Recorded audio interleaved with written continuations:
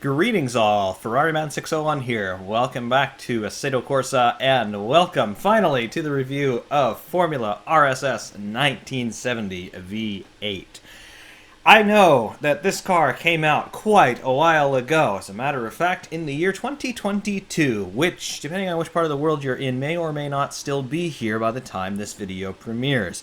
However, life has gotten in the way, and things have happened, and stuff always changes, so yes, this review has been a long time coming. But rather than telling you my boring life story, let's talk about the absolutely not boring story of this tremendous addition to the Race Sim Studio Classics lineup. Those of you who are stalwart fans of Race Sim Studio will be well familiar with the Classics lineup from this incredible modding team. We started off this Classics line with Formula RSS 2000 V10, or Formula 2000 V10. The names change a little bit here, they confuse me, but we had a wonderful recreation of, don't say the 2000 Ferrari F1 2000, but that's effectively what that car was. We got that car all the way back in 2018. Race Sim Studio followed that up in 2020 with Formula RSS 1990 V12, which, for all intents and purposes, is a recreation of the Ferrari 641 Formula 1 car from the 1990 season. We also got Formula RSS 2013 V8, which is truly not a recreation of any one of the 2013 Formula 1 cars, but it is a 2013 type Formula 1 car. Race Sim Studio, they were missing a V8 late model Formula 1 type car from that Classics lineup, and they finally gave it to us, and it's tremendous, and I did a review of it, and it's still one of my favorite cars ever. And we also, of course, had the lone stalwart of this Classics lineup, Formula 1979 V8, which is effectively a recreation of the Lotus 79 from the 1978 season. Very interesting. Formula 1970, or the F70 as many of us call it, where does this fit in with the Classics lineup? Well, it is the oldest car that Race Sim Studio have done to date, and it really took a lot of us by surprise, myself included. I spend a lot of time talking with the Race Sim Studio guys on the eponymous Discord server. Great bunch of guys. I have been able to have a little bit of sway on some of the projects that they have done and the manner in which they have done them as well. I've been able to see all sorts of things behind the scenes in terms of the research and development, even help out on some occasions. So that's a great experience. But even I, with the very privileged access that Race Sim Studio have afforded to me, I was completely taken by surprise by this car. I had no idea that they were working on something like this. And I really had no idea that they were even able to take on a project like this, because this car is 52 years old. It is based on a 1970 Formula 1 car. Specifically, it is based very heavily on the March 701 Formula 1 car from the 1970 season. Yeah. Previously, Formula 79, based on the Lotus 79 from 1978, that was a very difficult project for these guys to do because of the resources that are required to make a study-level car like this. A lot of us in the flight simulator community, we talk about study-level aircraft. Well, Race Sim Studio, they make study-level cars, if that makes any sense to you whatsoever. But that's the level of commitment and resources and detail and all sorts of data that these guys need to be able to do something like this. And the farther back we go, the more murky that data becomes and the less readily available those sources become. Which means that ultimately, if you're trying to make something that is quote-unquote study level, it becomes incredibly difficult to do so. Race Sim Studio did it, though, with this car, and it is absolutely amazing. This instantaneously became the best vintage Formula 1 type car that we ever had in Assetto Corsa, and I venture to say, unless Race Sim Studio decide to make something else of a similar vintage to this, it will remain the best vintage Formula 1 type car that we've ever had in Assetto Corsa. But of course, Race Sim Studio, they always do great things like this. What distinguishes this one in particular? Because this team has given us so many absolutely tremendous cars. They've given us all of the classics that I mentioned. They have given us the Formula Hybrid series year in and year out since 2017, which is their own ground-up interpretation of current year Formula 1 regulations. Those cars are always tremendous. The 2022 effort for Formula Hybrid was probably the most Herculean thing I've ever seen in video game development, having to supersede the conditions brought on by literal warfare in order to bring that car to us. But this distinguishes itself among a lineup full of illustrious characters such as the ones that we've already mentioned. And how does it do that? Well, it does it via a combination of course, the way that it drives, which we will go very much in depth into a little bit later on. But Race Sim Studio, apart from always producing absolutely tremendous physics and a great driving experience, they produce products that you just want to drive. Whether or not you even like to race very much, and I'm one of the people who doesn't really race all that much anymore, let alone race online, but you want to drive these cars. You just want to boot up the sim, and you want to enjoy one of their products simply because it is what it is, because it is such a rewarding experience quite often. And that is the experience that you get here with Formula 1970 V8. Let's delve a little bit deeper into just what presents itself to us as it is. What do we have in front of us here to take a look at? Well, first of all, you can see that we have got ourselves, once again, absolutely wonderful modeling work here inside and out from Race Sim Studio. What have they given us? Well, they have given us an absolutely tremendous model. Many hundreds of thousands of individual polygons, triangles is how we deal with them in Assetto Corsa, but many hundreds of thousands of those things. Many hundreds of individually modeled objects as well. And what can I say? The way that this presents is second to none. Unless we're talking about other products from Race Sim Studio, it is tremendous. Have a look at the hinges there in the what would be the slot gap on a more traditional wing here. That flap, the upper flap element that creates the downforce on that front wing, they're all there. The suspension, the hoses that carry the water from the radiator mounted in front to the engine mounted in the rear, of course, it's all there. It's all tremendous. You can see the little cotter pins that are holding the wheel nut in place so they don't back themselves off. The embossing on the tire sidewalls. The Schrader valve for putting air into the tires, and of course the probably magnesium wheels that are wrapped in those tires. They're all there. It all looks tremendous, and there's so much more to see on this car, both outside and inside, as well as when it's running around on track, and that's something that we'll have to touch on a little bit later, and if I forget about it, please yell at me in the comments because it needs to be done. I will rip this video down and edit it because you need to see this feature. However, what do we have here? First of all, it's the March 701 Formula 1 car. What was the March 701? Well, it was a Formula 1 car that was entered into the Formula 1 World Championship by March. March were a Formula 1 team back in the 70s, and they were actually pretty good. They were officially known as March Engineering back in the day when they were competing in Formula 1 as well as in Formula 2, IndyCar, Formula 3, and GTP class sports car racing in IMSA. In the Formula 1 World Championship, they really had their heyday in the 70s and 80s, but technically speaking, via the Leighton House name, they had their last entry in Formula 1 at the season finale in the 1992 World Championship, the Australian Grand Prix at Adelaide. Basically, though, what were they? They had a lot of big-name drivers sit in their cockpits over the years. In particular, they had drivers like Josifer, Chris Amon, Niki Lauda, Ronnie Peterson, Vittorio Brambilla, and Henri Pascarolo he drove in this car. Well, not necessarily in this car, but in cars that were emblazoned with the March name. They did not manage to win any drivers' or constructors' championships in their very long tenure in Formula 1, but they did, to their credit, take 4 fastest laps, 2 race victories, and 2 pole positions. March cars also entered as other entrant names in terms of different what would become constructors in Formula 1. We had customer cars in Formula 1 for a long time, and many people still argue from time to time that customer cars should be a thing that remains in contemporary Formula 1.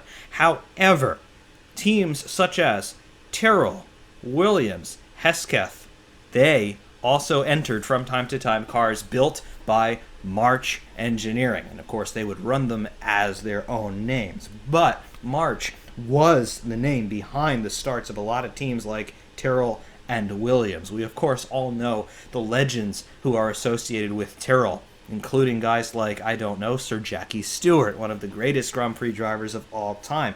And even now, we have What team? We have Mercedes, dominant in Formula One these days. They are descended directly from Tyrrell. They're using a lot of the same facilities as Tyrrell did. So there's a lot of provenance behind a car like this, murky as it is, not quite so notable for its achievements per se on its face, but the lineage is there. And if you trace that lineage forward through the present day, you get yourself quite the history.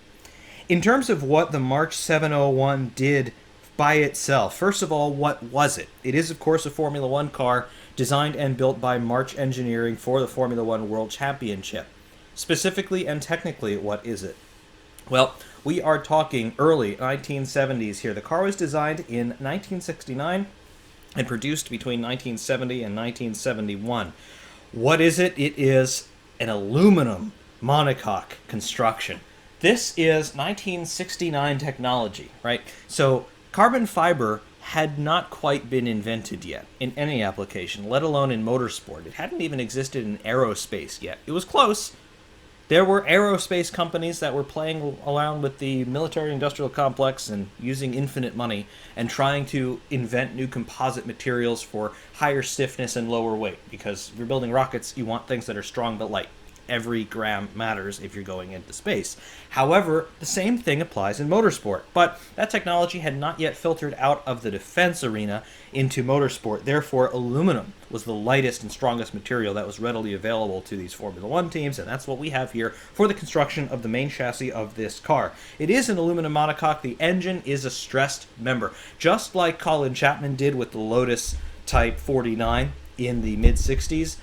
That is what's going on here with the March 701 and therefore with Formula 1970. The engine in this car is actually very close to being identical to the engine that was in the Lotus 49 as well. It is a Cosworth DFV. It is the 3-liter V8 engine, 90-degree bank angle, naturally aspirated, of course. It also predates the turbo revolution in Formula 1 by almost 10 years. So that's what we're talking about here. Back to basics. Take all of your knowledge about modern motorsport and boil it down to its bare essentials, because that's what this car is. What else do we have, though? Double wishbone pushrod suspension, front and rear? Nope, we don't have that at all. We've got a suspension setup that is much more reminiscent of something that you might see on your own road car than you would see on a modern race car. Double wishbone, yes, but we have coilover springs on this one. Can we see that here? There we go. We do. If we want to take a look at this in subminiature presentation, wishbone, wishbone, but where a push rod normally would be on a more contemporary suspension setup, we've got ourselves this coilover damper, this McPherson-style strut, if you will, and then we have got a drop link that goes into the chassis where it all bolts into there. So very similar in terms of the A-arm setup, what we colloquially call them in America, A-arms or control arms. That's what you have here on this car as well. You have also got these anti-roll bars in here with the bushings and the screw ends there, so you could change things like ride height, for example. This effectively would be changing the preload on the spring by putting load into the spring. That's really cool, but all of that is there. It is just tube steel welded construction there for the suspension. The rear suspension is quite a bit different on this car. What do we have back here? Well, in theory, we have a very similar setup with control arms, and then we have got our spring damper, but we really have a multi-link setup. We've got radius arms with an outboard mounted coil spring, as you can see there. But they call this a double link. Why do they call this a double link? Well, here's link 1, and up top here is link 2. It links onto this tree setup, basically, in the wheel hub, which also integrates your half shaft coming out from the gearbox into the wheel hub, driving the wheel, sending the torque from the output shaft on a transmission, beveled through the differential, and then through the half shafts to the rear wheels. There's your inboard mounted brake right there with your caliper. It looks like just a single pot caliper, which is interesting when you look at this in the context of modern day. But again, forget everything you think you know about modern motorsport, because it doesn't really apply here anymore. The laws of physics do, but the technology does not. However, going back here, there is your coil spring with your strut in the middle. very, very cool. So your suspension setup, very different to what you would see on a modern Formula One car for sure, but even on any sort of modern race car. Unless we're talking about guys who are just going out in terms of race what you brung events, nope, you're not going to see things like this anymore in any sort of even intermediate level motorsport any longer. Even guys like Formula 4, they're running carbon suspensions nowadays, which is also why motorsport's becoming very much inaccessible to the everyday person. But I digress. What else do we have here? Well, if we go back to the rear, or more technically speaking, midships, I suppose, we have got ourselves that engine that we talked about before. Of course, Race Sim Studio, they emblazon it with their own nomenclature here. Race Sim Studio Storm V8. What are we talking about here? Storm was just an internal project code for what this car was, because it was developed in absolute secrecy by the Race Sim Studio guys, so nobody had any clue what they were working on, if they were working on. They called it Storm, even though it's not the name of this car, but you will see it in several places on the bodywork as well as on the engine, the canton covers there, so that's cool. But in the real world, it was the Ford Cosworth DFV, the double 4-valve, the legendary Formula One engine that was relevant from the 1960s through the 1990s. That's how revolutionary this engine was. Double overhead cam, 3 liters displacement, 90-degree bank angle, V8, naturally aspirated. You can see here, as well as it was on cars like the Lotus 49 and Lotus 79, and basically every Formula One car that followed the legendary Lotus 49, it was a stressed member in the construction, meaning that the car derived a lot of its structural rigidity as well as its structural cohesion from where the engine is mounted. The engine is the bracket that holds the gearbox and the rear end to the monocoque.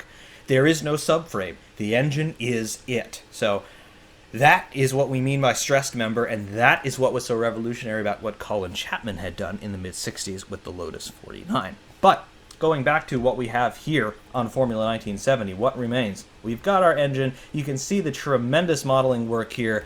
Absolutely glorious. Those cam covers, the individual Allen head bolts that are going through the cam covers into the block, holding all of that stuff together. The exhaust primaries are here. You can see where there are imperfections and scratches and little bits of rust in those pipes. They look like real metal. I could almost reach out and touch this. In fact, I can smell this. Basically, I work on cars. I know what things like this feel like in the hand. I know what they smell like. I can smell that detail.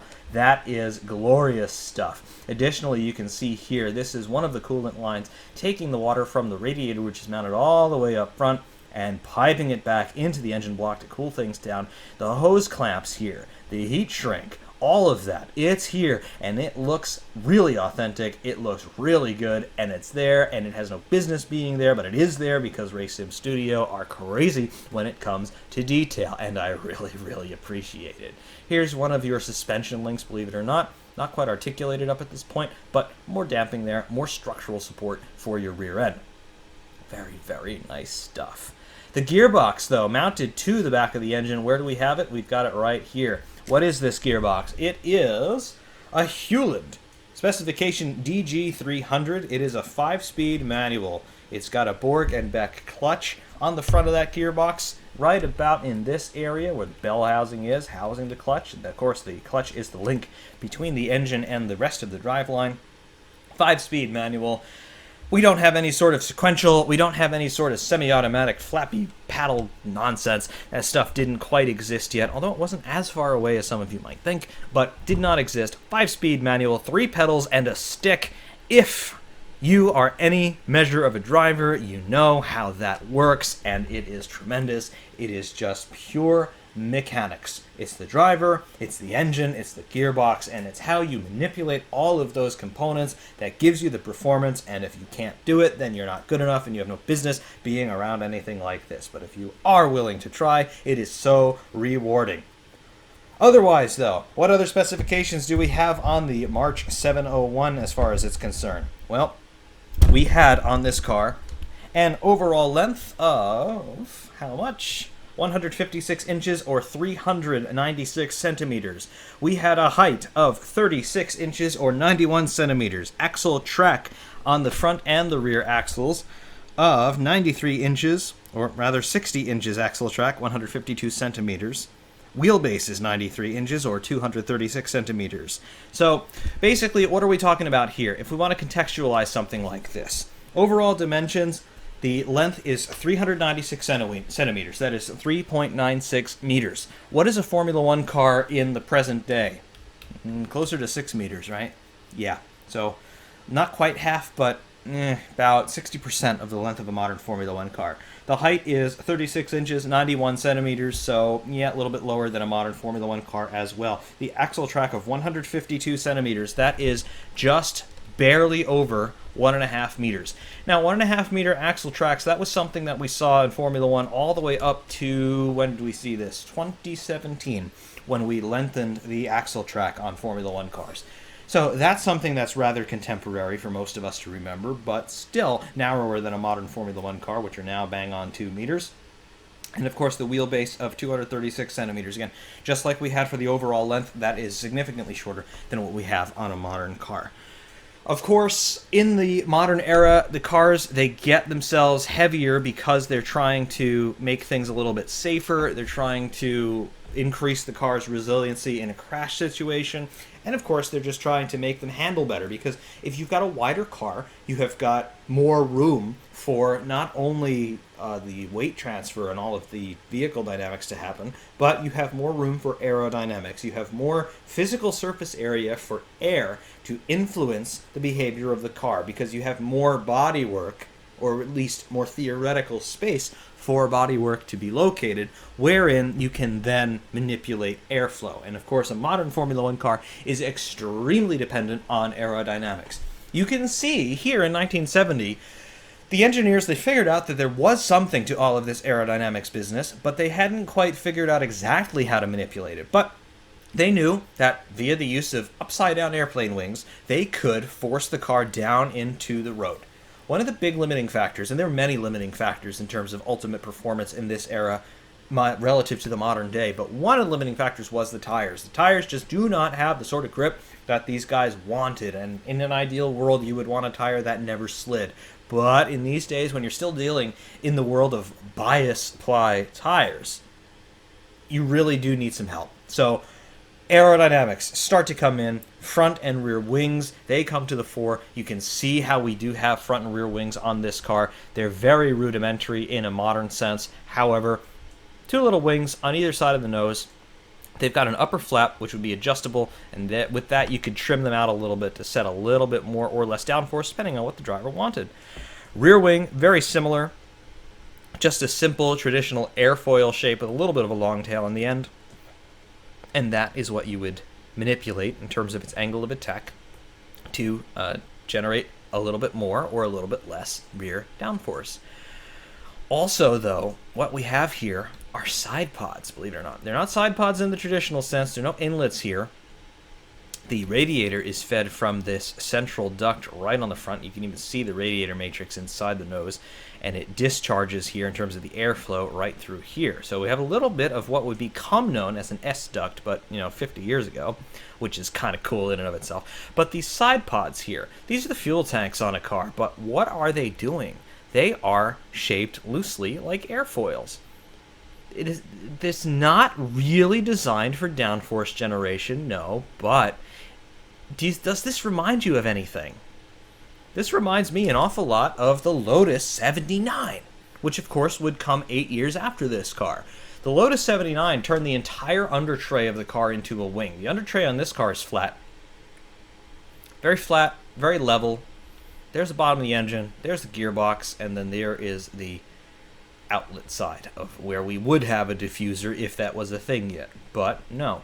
Instead, we've got these side pods, these pontoon-like side pods that are just fuel tanks. And you can see that they're airfoil shaped to try and cut down on drag. But what's amazing to me is just how close March actually came to creating ground effect in 1970. Again, the Lotus 79 was the first car to start to really exploit passive ground effect in terms of creating a wing shape on the bottom of the car to create negative pressure underneath and suck the car down. If March had extended these side pods a little bit and had them run closer to the deck, or even tried to seal their interface with the ground with skirts, they would have had ground effect in 1970, and then this car would have been entirely unbeatable. This is also in the days before the Formula One teams were experimenting with things like wind tunnels. So, in terms of the design effort that went into this, in terms of how this worked, the engineers, they sat down and drew out on a dinner napkin how they thought the air would move across this car, and somebody came up with the idea of making the fuel tanks in these outboard side pods and making them into this airfoil shape. They came oh so close to ground effect. A good 8 years before ground effect was a thing.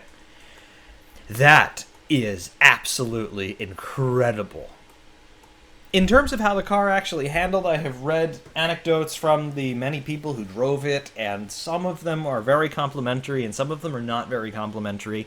One of the common themes that seems to come out from analysis of these things is the drivers often talk about the car had this tendency to snap, but not necessarily in terms of snap oversteer. It had a tendency to turn into a corner and then kind of hesitate into neutral understeer and then grip up again and continue to pull through the corner and then fall off again and then grip up again. So you get this interesting oscillation that starts to set up. And RaceSim Studio have captured that, and you'll see that when we drive this car a little bit later on. But it's interesting to see that perhaps the chassis dynamics of this car were good, but the aerodynamics in the higher speed corners were lacking. And again, I think maybe you were talking about this transition zone that we often discuss on newer cars with a lot more aero sensitivity. We talk about transitional zones between mechanical and aerodynamic grip. Kind of sounds like something like that was starting to happen on this car with that oscillation of gripping and slipping that the drivers often noted. And again, we will see this, which is very cool in and of itself. But that's what's happening here. It's really, really cool. If we go into the car, though, what do we see as we take this little bit of a tour around? In the cockpit, this is more or less the driving position. We'll be sitting a little bit lower and slightly farther forward, but you can see generally what we have got going on in here. We have got the cockpit, we've got the steering wheel and the gear lever, and that's basically it. We have got some instrumentation in the car, and we'll come out of here and we will just show you what we have got. We have fuel pressure, oil temperature, and then to the right we have oil pressure and water temperature. And then centrally mounted we have got our tachometer. And that's it. We don't have any buttons on the steering wheel. In fact, we have nothing on the steering wheel at all apart from it just being a steering wheel, as perhaps some things should be. We do have a quick release collar, so that is an innovation. We do have fuel pump and ignition switches and a master kill. We have one of those coolant lines coming into the cockpit, so don't touch that when you've been running for a little while. Two of those coolant lines, actually. Over here, switch for rain light. Little idiot light, probably for oil pressure.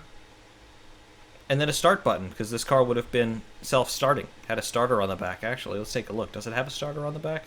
Should be able to see something on the back of the gearbox, or... Yep, there we go. That looks like a starter to me. Cool. So yeah, self-starting. Very, very cool. And of course, because this is a RaceSim Studio product, we can take a look back there and say, oh, is there a starter? Oh, yep, there it is. Amazing. Coming down into the footwell. Pedals. Very, very cool. You can see that if you press the numpad on your keyboard, the pedals articulate. So number 1 is the throttle. That's really cool. 0 is the brake. We have throttle and brake. I don't know if the clutch articulates. I don't think it does. No points lost on that, though, because you've got a throttle and brake that articulate in there, and that is stupidly fastidious level of detail. The seat looks fairly modern. I'll give it that. We can say that this car has been updated a little bit to make it somewhat relevant to the present day in terms of safety. That's cool. Seat belts with the buckles, securing them to the monocoque, and then your adjusters. Central buckle. Very, very cool. Gear lever with its linkage. Chassis plate. Copyright. Yep, Storm once again is the code name for this car internally from RaceSim Studio, but Storm Engineering Limited, London, England, chassis number 007-0. Very, very cool. Racing Studio, they always put a chassis plate on their cars, and that is something that I really appreciate. It just shows the pride that they have for their work. Love that stuff, absolutely. We go out of the cockpit, there we go. And we can just see all of the detail here. There is so much to see, and there is just so much more that you're not going to see. The engine bay in particular, though, I said comment if I forgot this. I'm not going to forget this 30 minutes later. The engine bay, though, we have so much to see. First of all, you got this big bottle. What is this? This is the expansion tank. And it feeds into this overflow tank, which hopefully you don't use. You've got this battery. Starter. Very nice. The battery has writing on it. Has Delco stuff on it. Multi-cell energy supply power or something. March 1, 1970. Tested. That's cool. ARM. Yep. Armstrong Electronics Incorporated. That's cool. Cool. Ilderton Engineering or Ilderton Engineering Limited. Lucan H5300. So that's the Hewland HG300 gearbox there. Very nice. There's your rain light with details in terms of textures on the bezel and the lens. Amazing. Brake discs, calipers, pins that retain the pads, and there are the pads. Brake pads. Really, guys? It's tremendous. Are there brake pads on this side? Yep, you bet there are. It's glorious. Take a look at the engine. The top. There you go. Lewis capacitor discharge ignition system danger high voltage. 10,800. That's probably the rev limit on the engine. The mesh here just to keep the intake trumpets from sucking in small animals. Yeah, and then of course the trumpets themselves. Here are the fuel lines and the fuel injectors. Of course, you got one pot injection per throttle body in there. That's cool. And the fuel lines themselves, you can see these are transparent lines. And, believe it or not, and we'll cut something in here at this point so that you'll be able to see this, but when you are running out on track, you will see fuel going through these lines into the engine. And the flow rate is dependent on your throttle angle and your revs. So Racing Studio, they actually modeled fuel. I can't believe that they bothered to think of something like this, but they did think of something like this, and they executed it, and it's glorious, and I hope that you can see those tiny bubbles going through those lines right now on your screen, because it's glorious. But that really is what we have got here in terms of Formula 1970 V8. We do have a number of other liveries that we do have available to us. We're going to have to do a jump cut for this because I have lost my cursor, but they are here, and you can see them once we figure out how to get a cursor back. As we were saying, we do have a number of liveries that are available on these cars. We stop our rotation here and we can cycle through our available liveries. First of all, you can see number 47 here, this bright, almost baby blue, but not quite baby blue livery here, with the name on it, William Gricko. Who is that? No idea who that could possibly be.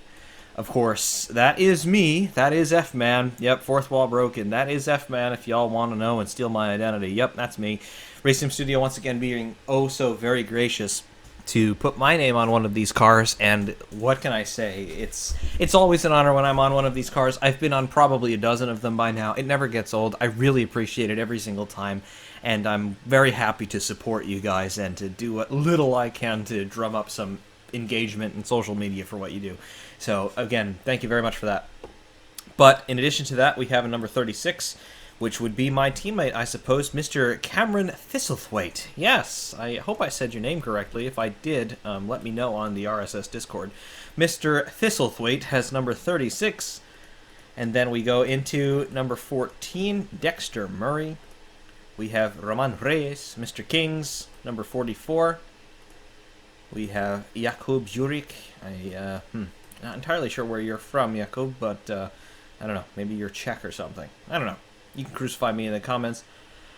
Very, very cool. Adam Almendares, you are Spanish, I would guess. Anthony Pugh. Like all of that. Number 94. Number 16, Lucas Vestre, you are Norwegian, I think. Very nice. Andrei Jenček, I think you are. This is a parody of a real-world livery as well. This is cool, I like that. Lenin Lopez Rubio, very cool. Number 6. Number 23. Chuck! Hi, how are you, Chuck? I like you very much. Very cool. Number 7. Sam Sorensen. Number 64. I like this livery as well. It's very cool. Axel Hallman. Julius Grönlund. Very cool.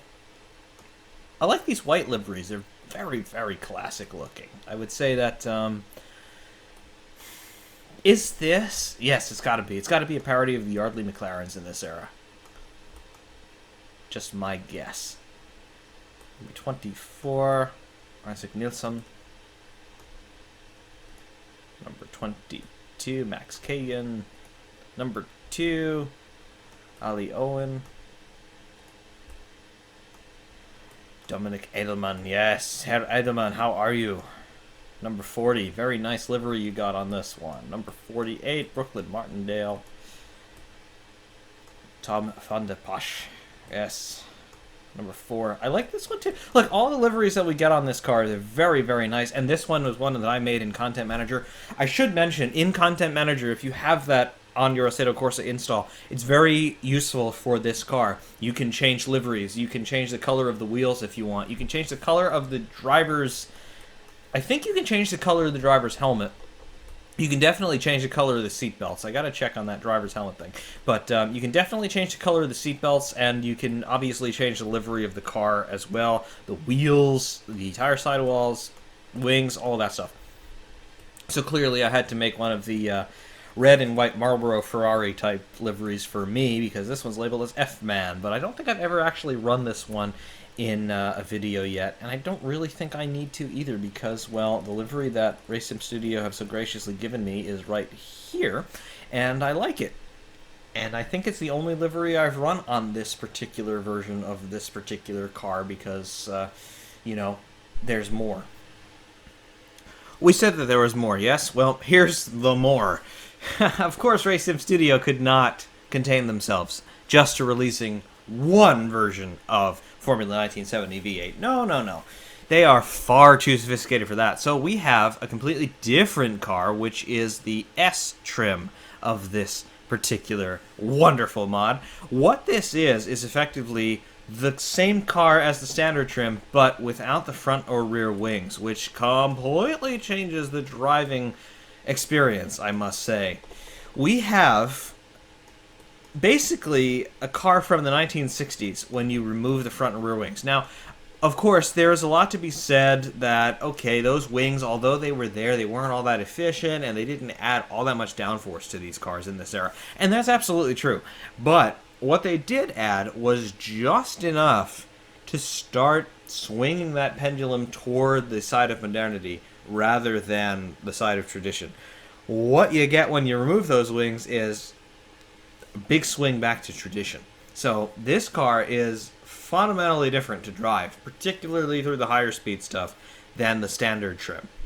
As we had with the standard trim, you have got multiple liveries here, and we have got names of server boosters and other friends of Race Sim Studio here. Absolutely tremendous. We have got Scott Shaw, who happens to be the lead modeler for Race Sim Studio on this particular car. Tremendous stuff. And I love the livery as well. You have got the shark teeth in front with the eyes. It's reminiscent of some World War II fighter aircraft. It's tremendous stuff. Really it is. James Pendry, Mr. Not James, how are you, sir? Very cool. Very, very cool indeed. And that's about it in terms of the different liveries that you've got on this particular trim level of the car. Not as many as on the standard trim, but it is very different. And of course we're going to be driving this one as well, but It's just a bit of variation on the same theme. Yes, it is the same car in terms of the nuts and bolts, but when you remove those wings, it really changes the way that things work. And I don't think that the real-world March 701 ever would have run in a specification like this. So this is just a bit of fun on the part of Race Sim Studio, but it's really cool. And of course, we will give this a go much, much later on. Welcome to the Nürburgring Nordschleife. Yes, we absolutely have to take this car around probably the most formidable, the most intimidating Grand Prix circuit that there ever has been. The legendary Nürburgring Nordschleife, the, 14-ish mile, 170-something corner circuit that used to be host to the German Grand Prix until 1973 or something like that, after the drivers started to complain about it because it is just incredibly dangerous, all things considered. However, in this era, a car like this would have been running at the Nürburgring Nordschleife, which means that we absolutely can use this as a way, representatively, to demonstrate what this car does. What do we have, though, with this car? The setup screen. Of course, we do have a setup that I have created already for this circuit because, of course, I've kind of been breaking the fourth wall here, and I've done the hot laps at the end of this video beforehand. However, the setup screen in general, what do we have? The gear display. First through fifth gear, we do not have a final drive ratio adjustable in this one, so we just have our gear ratios in our drive gears themselves. First through fifth, you can see that we have default values shown here. I'm going to punch up the setup that I've created already for this, which shows some slightly revised gearing here, just so that we don't basically run out of revs at the end of Döringe Höhe there. However, still fairly accessible, still fairly good in terms of staying in the torque curve of the engine. Tires, we have got two compounds of tires to choose, and they're not just compounds, they are overall specifications, they're overall philosophies of tire. We have slicks, as you can see here, but we also have grooves. We're going to be running on grooves so far, as we can see here. The groove tires are more representative of what this car would have been running with in the beginning. However, slick tires are something that were an innovation that came a little bit later on after 1970, and therefore they are representative of how this car might have run in customer hands, but we're going to be running on the grooves for the time being. 20 PSI shown here. Your range of adjustment for your tires, though, in terms of tire pressure, is 18 PSI at the low end or 35 PSI at the high end. So use that judiciously. I'm finding, though, that we're not necessarily seeing any difference here in terms of what the tire pressures do in terms of overall tire heating. It does have implications in terms of tire wear, simply because you have more contact patch. You will get more grip initially at lower pressures, but at the expense of tire wear later on in a run, so just keep that in mind. But 20 PSI seems to be a reasonable point here for me doing a demonstration run like this. Fuel, we have 45 liters here per hour setup that we've loaded up. Of course, we can close it down to keep the engine quiet, or we can bring it all the way up to its maximum capacity of 189 liters. So you've got a lot of fuel capacity in this car. No refueling during the Grand Prix in this era, so of course you're going to have to make sure that you have enough fuel to do the entirety of the Grand Prix distance. Aerodynamics. This is where things get interesting as far as this car is concerned. Race Sim Studio, they have gotten a little bit less in terms of trepidation. They've gotten a little bit less, what's the word I'm looking for? A little bit less self-conscious about doing things like adjustable wing angles visually. So if you look here as I adjust the front wing, you will see that the angle of attack has been changing. This is something that we have seen on VRC mods quite extensively, but not so much on Race Sim Studio mods. But now we're seeing this on cars like the F70. So you can see the angle of attack does change on the front and rear wings depending on what trim you have selected. So go all the way up to step 6, and you can see that we have got a very exaggerated angle of attack on this rear wing. We go down to step 0, and you can see that this wing is basically straight and level, not generating much downforce at all. Aero package, though, taking a look at the car as a whole, you can see aero package 4, we have basically maximum downforce. Aero package 3, you can see that the end fences on the rear wing have kind of been cut down a little bit. 2 doesn't change. 1, we get rid of the auxiliary flap. You can almost call this a gurney flap. And then step 0 takes away the end fences, basically as we saw it in showroom. Step 4 on the front wing looks like this. Step 3 brings in the auxiliary flaps that's adjustable there, as we saw in showroom. Step 2 more or less maintains that, but takes away a little bit of a gurney on the front leading edge of that front wing. Step 1 doesn't change it, and Step 0 doesn't change that either, but it changes everything on the rear wing. So that is very important in terms of what we are looking for here performance-wise. Brakes. We have brake bias and brake power. This is par for the course as far as Assetto Corsa goes, effectively unchanged from what default Assetto Corsa will give you. Drivetrain, power, coast, and preload on the differential. I have opened this up in terms of what the differential is going to give me for my particular setup. I love to have a loose rear end. I am much more comfortable manipulating a car's attitude on throttle versus steering angle. Some of you don't like oversteer, which means you're going to want to lock the differential down a little bit. I love oversteer. I'm able to cope with it. I like to manipulate the car on the throttle like that. Your results may vary. Therefore, your range of adjustment on the differential, in terms of power, we can go all the way up to 90% in power. We can go all the way up to 90% in coast, and we can go all the way up to 250 Newton meters in preload there. But I have opened up the differential as much as it will possibly go because that's just what I like. Suspension, though, is default. Camber on all 4 corners as well as toe on all 4 corners. Default values are shown here. On the main suspension screen, we have anti-roll bar front and rear. We have wheel rates, ride heights, and travel ranges on all 4 corners as well. These are the default values. Dampers, bump in the bound and rebound. You can see all 4 corners are represented here. Default values. Various steering assist, power steering. This car doesn't have power steering, of course. Keep this at 100. I don't know why you would change anything. Might have some effect on your force feedback, so if your hardware is giving you trouble, you can play with this, but I don't play with this because my Thrustmaster hardware is really good just at this setting here. Visuals, the headrest. What can we change on the headrest on this car? We have got the ability to remove that headrest if we want. 0 is the headrest in place. Step 1 is the headrest removed. I'm going to keep that there just to give the driver a slight semblance of safety and comfort as we are lapping the Nordschleife here. However, we're going to put some fuel in. Put in 100 liters just to round it off.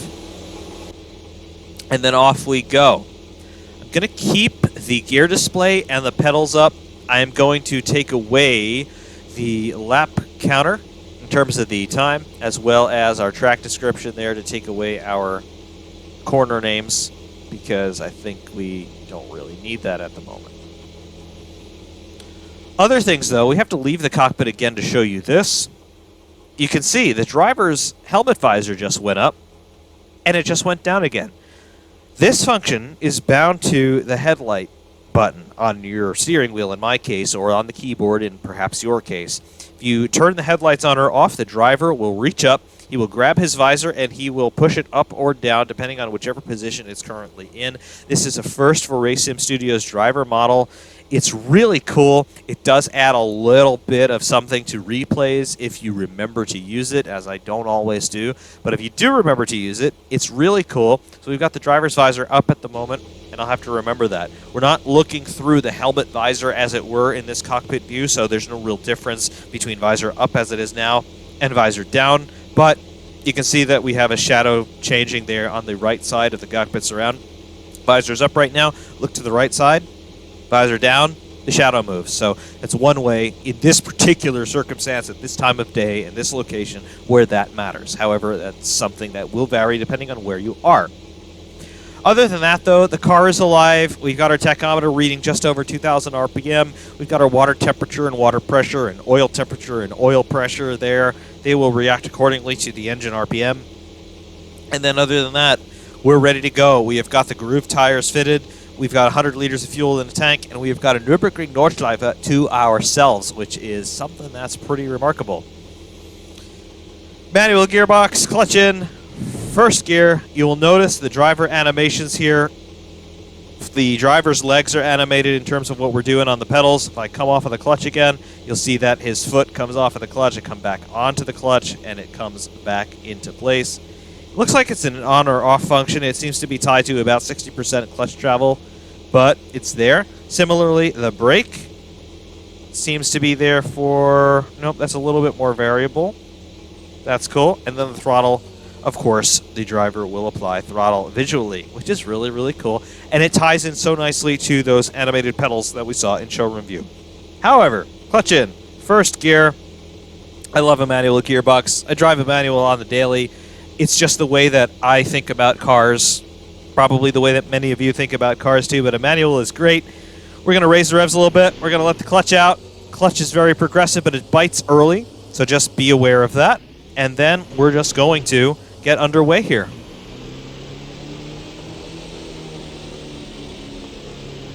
First gear. It's fantastic already.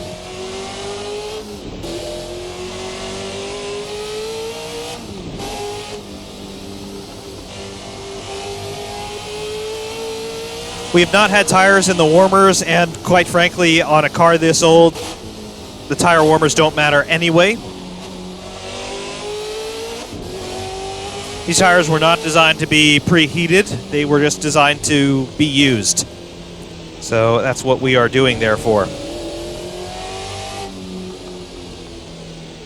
Heading through the first few corners of the Nürburgring Nordschleife, probably the ones that most people are familiar with because unfortunately many people can't even complete a lap of this circuit.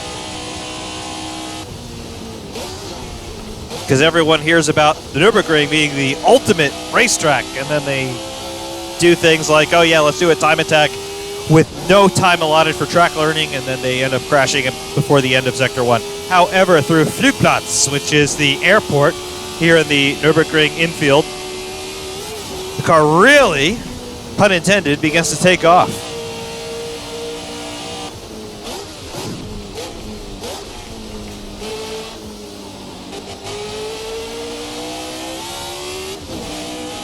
Coming down through what they call the Vauxhall Fuchsroche, I believe in German.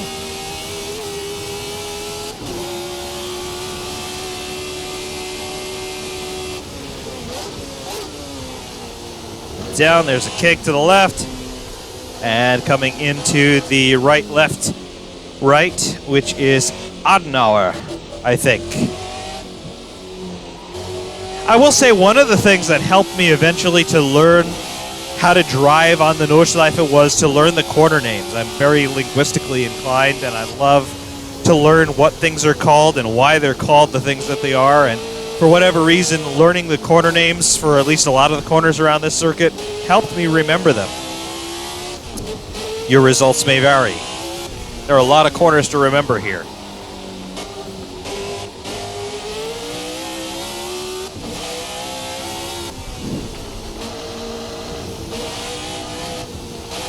And this complex called Dreifachs Recht, that's 3 times right.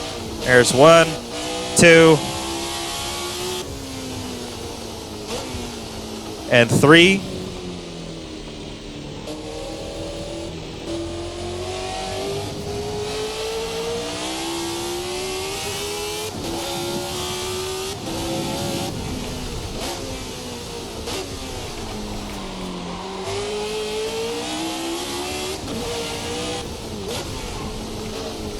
I'm really short shifting a lot here simply because I want to get myself used to the gearbox. I haven't driven a manual in Assetto Corsa in a little while. There's Bergwerk. Bergwerk. The Berg in German means mountain. Werk, of course, means work. So Bergwerk, mountain work. It's a mine. That is where Niki Lauda had his infamous crash in the 1976 German Grand Prix.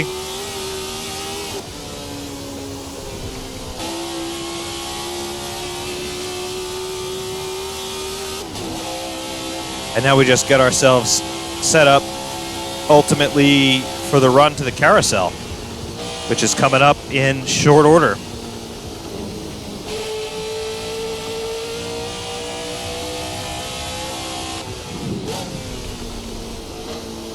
It's at a point like this in a review where I would normally say, okay, the car is coming up to temperature and we can speak representatively. However, this car doesn't really need to come up to temperature. It's 52 years old. What's it giving me? Well, those of you who are familiar with cars like the Lotus 49 in Assetto Corsa that we've had since the game was launched, you'll be pretty much up to speed with what a car like this is going to do. It's a vintage car, all right? So it's very light. It doesn't have a whole lot of mechanical grip because the tires are, well, they are what they are. As you can see, the tires, as I'm going off here, the tires do not have an awful lot of ability to grip into the tarmac. So definitely budget your grip accordingly. But what is it giving me? It's giving me a lot, believe it or not, of confidence. And what I mean by confidence is not just to say in a modern sense the car has a lot of grip, because it does not have a lot of grip at all. It's very floaty, it's very skatey. It is representative of its historical period. But it's giving me confidence in the sense that the car is going to respond to my inputs in a manner that makes sense, and for the most part is fairly linear. It will, of course, snap free in understeer or oversteer. It is not absolutely glued to the tarmac, as you would expect a more modern car to be. But at the same time, it's not unpredictable. It's going to be there, doing more or less what you command it. However, the way in which it does what you command it is a little bit different compared to what a modern one does. A modern car is a surgical precision instrument. If you give it 2 degrees of steering lock, it will give you 2 degrees of front axle bite into the tarmac, and you just need to know when to apply that. A car like this, it's much more of a symbiotic relationship, in as much as the car has its own agenda. The car always wants to go straight, because that's the path of least resistance, and that's where Sir Isaac Newton tells us things want to go. Object in motion remains in motion unless acted upon by an outside force. Fair enough. This car is the object in motion, and you, as the driver, are the administrator of the outside forces.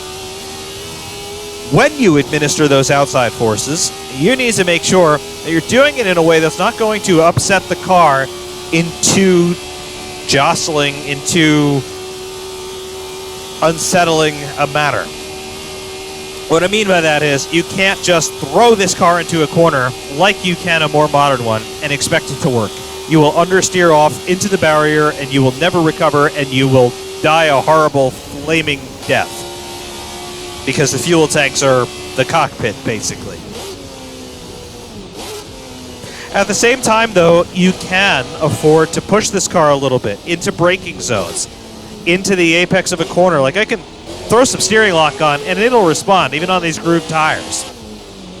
I can do the same thing here, and I missed the apex a little bit because I carried a little bit too much speed, but the car will be there if you're close enough to its overall limits.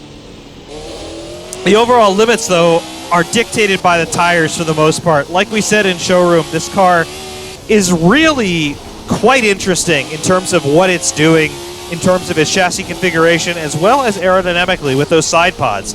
I'm utterly convinced that if we could extend those side pods toward the deck a little bit more, we would start to pick up some ground effect, and this car would be basically a Lotus 79 a good 8 years before the Lotus 79. However, we don't have that luxury, and therefore we have to work with what we're given. What we are given is a car that's very tractable in a general sense. If you're approaching this like a modern one, you're going to be disappointed and you're going to hate it. If you're approaching this like the Lotus 49, you're going to say, wow, there's a lot of grip here. So what I'd recommend to anybody who's new to this, get acquainted with the Lotus 49, understand what a complete mess that thing is when you're really trying to push it, and then say 3 Hail Marys in honor of Jim Clark, and then drive this. Because you'll say, wow, this is really something revolutionary as far as that context is concerned. In the modern era, it doesn't even begin to compare. The performance on every level has nothing to do with what you'll see in a modern Grand Prix car. It's completely an oil and water sort of comparison. It doesn't work at all. However, in the context of a road car, or in the context of an even older Grand Prix car, like, for example, the great Gary who gave us the Auto Union Type C, that thing is just it's a torpedo on bicycle tires. This is a thoroughbred by comparison. And that's where you want to be. That's the headspace you want to be in. You don't want to be in a modern headspace. You want to be sort of thinking about this in the context of what came before rather than what exists now. Or if you are somebody who likes road cars, be in a road car headspace with this. Because the amount of grip that it does give you, the performance that it does give you, even today is far and away times better than what you're going to get in 99% of road cars that are on the market today. Your hypercars, okay, they'll beat this in a head-to-head stopwatch comparison. But pretty much everything else, nope, this is still faster.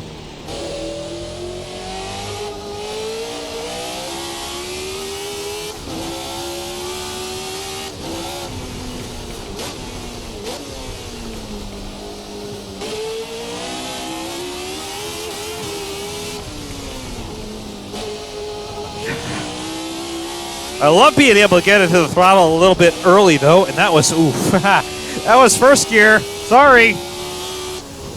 And that's one of the differences, actually, between sim and reality. I'm driving this car with my Thrustmaster TS PC, with my Ferrari 599 Alcantara rim, and my TH8A 8-speed shifter.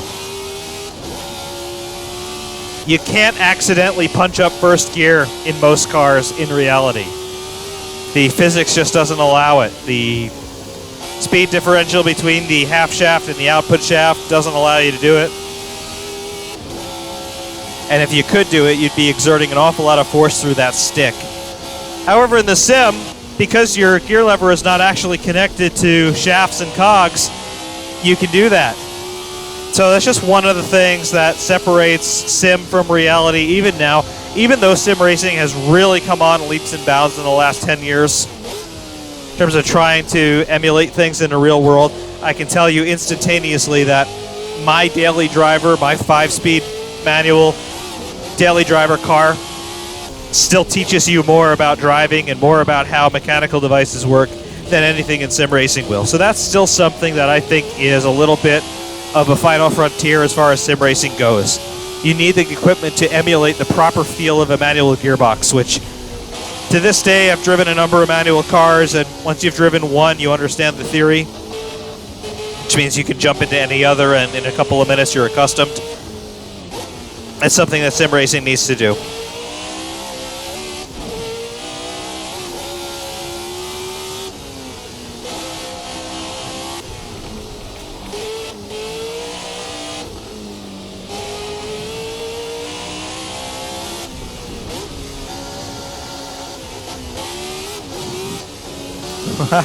Using all the track there.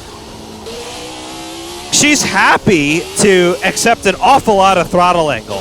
She really is. Like, I shouldn't be in second gear here, really. But she'll take it, and she'll bounce off the rev limiter, and she'll give you the torque. Ice curva, which means ice curve or ice corner. I remember that because we tend to get understeer through there. But she'll give you all sorts of help in understeer situations, in oversteer situations, provided you are willing to accommodate what she can't do. So, again, you don't have the crazy amounts of downforce that you'll get from a more modern car.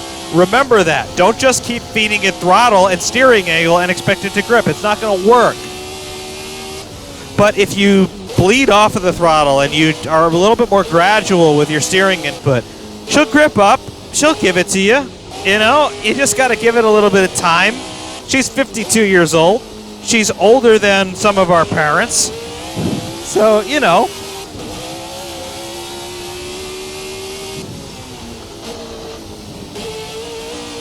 One thing that I will say, though, that engine is amazing. We're getting about 450 to 480 horsepower out of this Cosworth DFE. Nothing tremendous, nothing that's really going to rock your world if you're more accustomed to a modern car. But remember, this car weighs about 500 kilograms. So 450 horsepower is a lot. We're getting damn close to 1-to-1 power-to-weight ratio with this thing already. 52 years ago, remember this.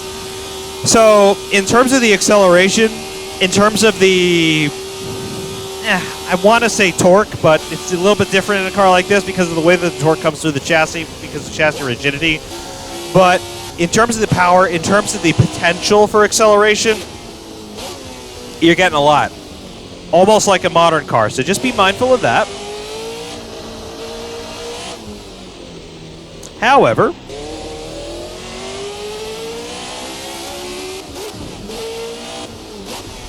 one thing that is quite different about this versus a modern car is the potential for wheel spin. I get hard into the power in second gear, and we don't really get too much wheel spin, if any at all.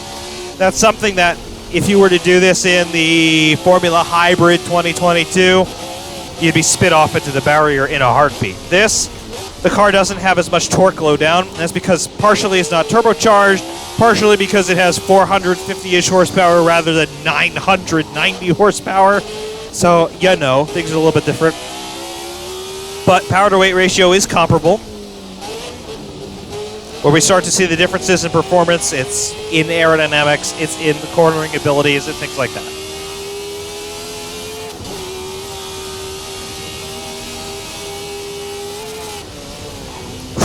A little bit of air there coming through Flugplatz. It's glorious. Love it.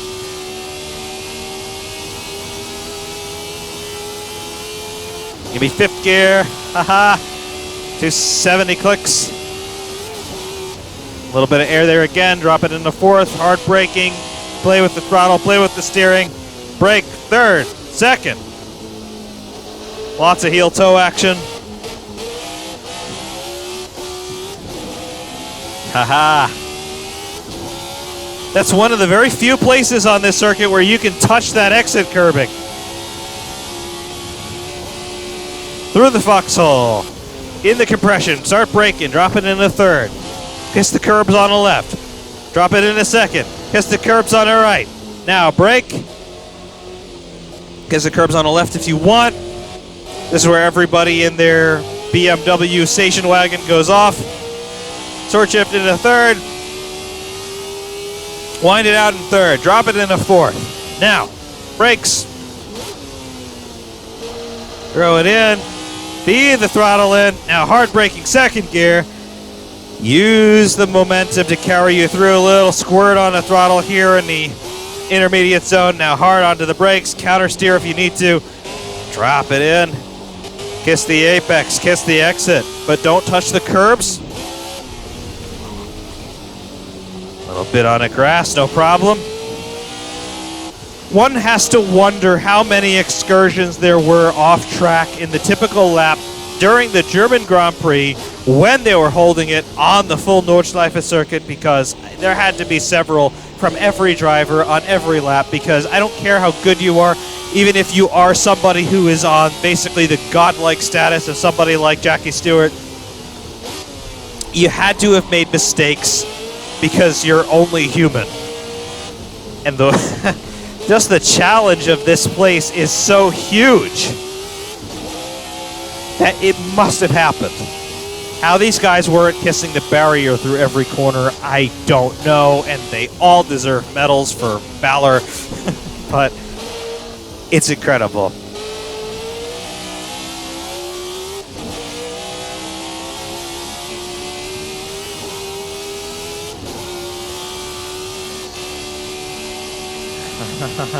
See, this is a place in a modern car where I would say, okay, hard in the throttle the whole time, don't think about it until we basically get to the carousel.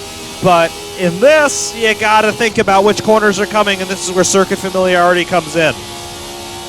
Like, I know coming up through this left-hander, we gotta lift, and we gotta brake and downshift through this upcoming left-hander because we just don't have the grip to take that flat. Similarly, through here, we're gonna drop it into the third, and there we go. It's just required. So much of this is guesswork, if you're approaching this from the perspective of not knowing the circuit, as I'm sure many drivers in this era were, because there were no such things as simulations. Even in most cases, there was no such thing as onboard footage to study. So the first time you saw a circuit was the first time you drove it. Incredible.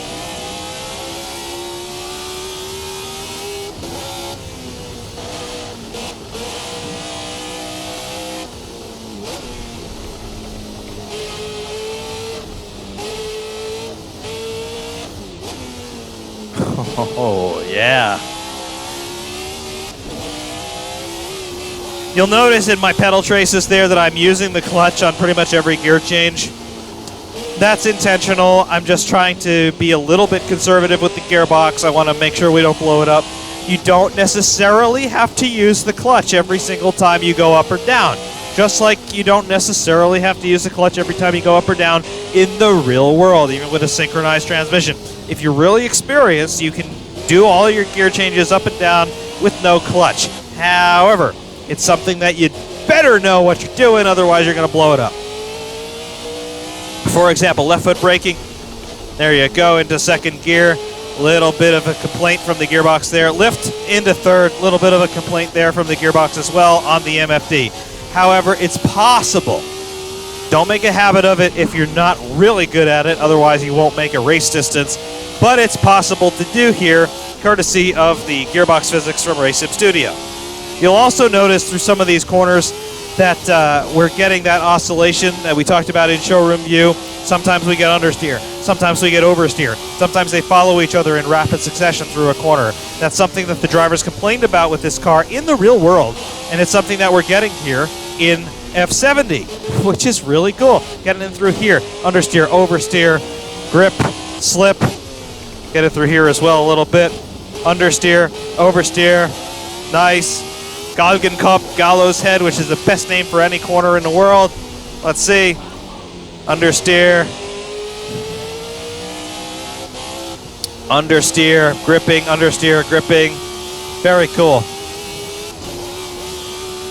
Very, very cool.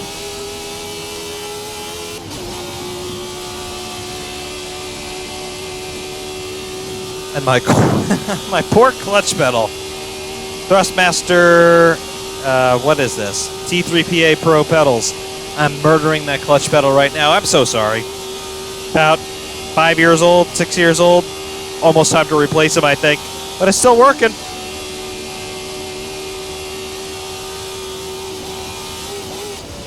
Give me brakes. Give me third gear. Give me second gear. Steal a little bit over the apex curves. Hard into the throttle. Breathe out. Hard into the throttle again. Brakes. Hard into the throttle on the exit.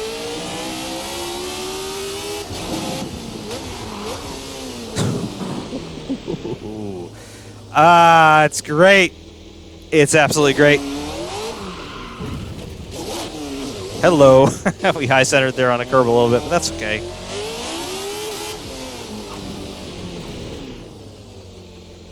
Back into the pit lane with us.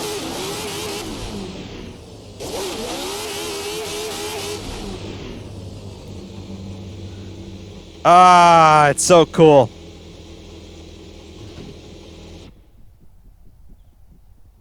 It really is so cool. 7:19.511 was our last lap time. Was that our best? I have no idea what sorts of lap times. 7:19.511, that was our last. Okay. So it is a sub-8 car for sure. If I weren't talking to you and if I were a little bit more prepared in terms of practice, probably a sub-7 car. But it is what it is. At this point, I'm just happy to be able to demonstrate the car to you without putting it into the barrier, because this is a damn challenging racetrack to drive. But that's what it does. It's there for you. It's not something that's inaccessible. It's not quite as difficult as, say, the Lotus 49. Lotus 49 is a car that you really got to be in the mood to drive. It's not connected to the road. It's not even connected from front to rear as far as it's concerned, because you're going to get twisting as you get into the throttle. You get that in this car too, but it's had the benefit of another 4 years or so of development. It's had the benefit of watching the Lotus 49, which is a big deal. And it's also got the benefit of watching aerodynamics happen. We've got front and rear wings on this thing, which I know it didn't look like it affected the car all that much, but it did. The higher speed quarters, you're getting some semblance of grip through this, and that's a big deal. That had to be something that was so reassuring for the drivers in this era, because all of a sudden they didn't feel like if they approached a corner with just maybe 10 clicks too much speed, they were going to go off into the forest. No, now you've got some aerodynamic grip to help you out, and that had to be really good. It is really good as far as I'm concerned from where I'm sitting in this car, but back in the day, that had to be something utterly revolutionary. So that's also something that we have here, and it's something to take into consideration when you're driving this version of the car, because you've got the wings here, you've got that benefit, and it does affect the way that you drive the car, and you can be a little bit more daring. Again, if you approach this car from the standpoint of somebody who drives road cars, and I'm not talking about hypercars here like your McLaren P1s, I'm talking about standard run-of-the-mill road cars that just have a lot of power. Even something like a Ford Mustang, right? Something with a comparable amount of horsepower to a car like this, but it's way heavier and has basically no aero. If you drive something like this after you've come out of a Mustang, well, this is going to be the greatest thing you've ever driven. Right? So approach it in that sense. Get into that headspace of not modern Formula One, because modern Formula One is effectively not applicable to anything, but get into the headspace of a road car or a drift car, something like that. Something that doesn't have an awful lot of ultimate grip, but also doesn't have aero. You add aero into the equation, and all of a sudden this car becomes very interesting, and it's something that gives you a lot of latitude to explore limits without overstepping them. And it's something that I really do appreciate about it. Of course, there is some unfinished business here. In particular, the S trim of F70. What is this thing? You'll notice that what we're seeing here is a little bit different from how it appeared in showroom view. In particular, we have a rear wing on this one. Why is there a rear wing on this version of the car? Well, if we go back into the setup screen, you will see why. First of all, we are just going to take the fuel out so we can keep the engine quiet. And first of all, what should be said is that your setup parameters don't really change from the standard version to the S trim in terms of what the setup parameters are and what you can do with them. However, some of the differences start to come in when we look at the aerodynamics tree. Aero package in particular. Aero package 1, we can see here that we've got a rear wing. Aero package 0 takes the rear wing away. It does not add anything up front really in terms of aerodynamics, but it does change the shape of the front nose cone. Aero package 1, we have the rear wing, obviously, but we have got this little splitter here on the front nose. Aero package 0, it takes away that splitter and it adds this little duckbill. Can't even really call it a wing or a spoiler, but it adds a little duckbill protrusion here on the top side of the bodywork. Versus step 1 does not have that, but it does have the splitter. So those are what the aero packages do here on the S trim. If you don't want to run any wing whatsoever, aero package 0 is what you want. Aero package 1 uses effectively the same rear wing as on the standard version of the car, but step 0 takes all of that away, and you're just back in the early 1960s now as far as aerodynamics are concerned. And this is how we're going to be running the car for our little demonstration run here. Otherwise, the rest of the setup screen is pretty much the same as it is on the standard version of the car. I am opening up the differential here, as I do much prefer to do most often. Otherwise, we're not going to touch anything else. Our suspension screens, in terms of the adjustments available, they don't change. And the steer assist remains as it was. Obviously, it is the same car the rest of the way, so your fuel capacity is still the same as it was with 189 liters. We're going to put 60 on board here. And you still have the choices of tire types. We have the groove tires currently fitted, or we can fit slicks. You can also fit slicks, as you saw, to the standard version, the standard trim level of this car. That does not necessarily mean that you need to run slicks with one and grooves with another, but for the purposes here, that is what I am doing. You can, of course, run slicks on the standard version of the car, and you can run grooves this version of the car, I'm just choosing to do it this way. You can do what you want as far as your preferences are concerned. Because we ran grooves on the standard car, we're going to run slicks on this trim level for our little run here. Things that we see in the cockpit, they are effectively unchanged. We have all the same details evident here as we had in the standard version of the car. It is, again, the same chassis, the same engine, the same gearbox, the same basically everything except for the aerodynamic configuration of the car. We also, though, courtesy of RSS Studio and their absolutely endless desire to improve, we have slightly different sounds, both internally and externally, on the S trim versus the standard trim. You may or may not be able to hear that difference, considering that I'm having to lower those levels a lot for the voice track here, but you might notice that. That's correct. We do have slightly different sounds between the two trim levels of these cars, just as we had slightly different sounds for the two trim levels of, say, Formula Hybrid 2022. So that's something that's been really cool that RSS Studio have started to introduce this year in particular. Otherwise, though, par for the course in terms of our run plan here. We're going to go out and we're going to show you what's what.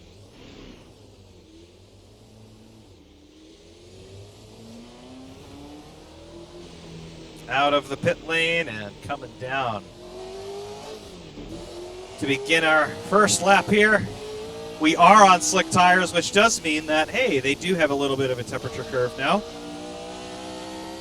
So we're going to make sure that we respect that as much as we can. However, you're not going to see nearly as much of a warm-up curve as you get on a more modern tire. In particular, tires from, say, the 1980s, where you had the really soft qualifying spec, that temperature curve, how drastic and how jarring it was, that doesn't really apply here, so don't worry too much about it. But you do have to give it a little bit of time to warm up.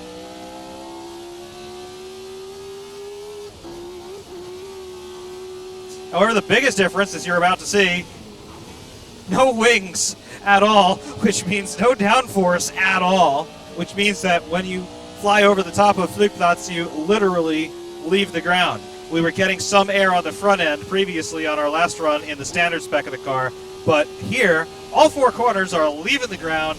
We're getting the proper V1 rotate situation, and we are getting positive rate of climb. So be mindful of that. It's one of the reasons why this particular version of the car is not one that I would recommend necessarily to drive at the Nürburgring Nordschleife, because there's so much elevation change here and because the bumps here are so intense quite often. The car will leave the ground, and of course when that happens you lose all control and you're just letting Isaac Newton take you into the barrier.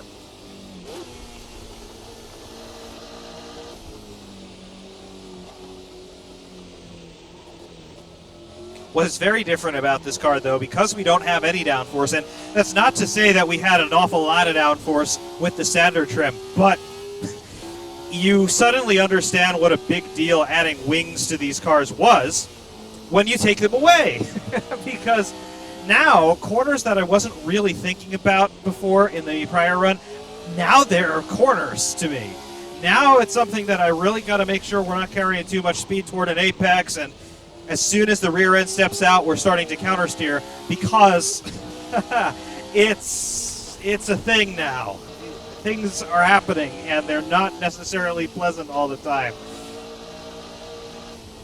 Through 3 times right, this complex that we're currently negotiating, we can't just feather the throttle through this anymore. We really got to be cognizant of how much power we're asking of the rear axle versus how much speed we're carrying and all of that stuff, because the car just does not have the reserve of aerodynamic grip to deal with this anymore.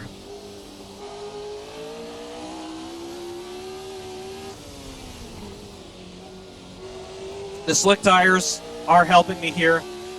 Again, you do not necessarily have to run slick tires with this car and grooves with the other, just the way I'm choosing to do it, but I would recommend it simply because you get a little bit more mechanical grip with the slicks, and it somewhat compensates for the lack of aerodynamic grip.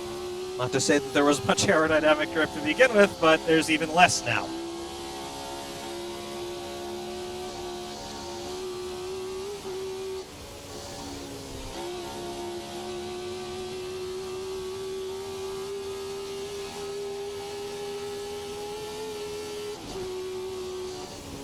Okay, we're carrying way too much speed here.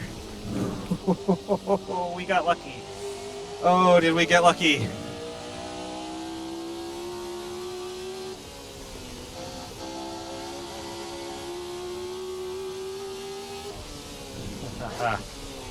And again, to continue to develop on that point that we made in the first segment here on track, how often did that happen in reality, and how much of a factor was that in the drivers eventually saying, you know what, this Nürburgring place, we're done with it?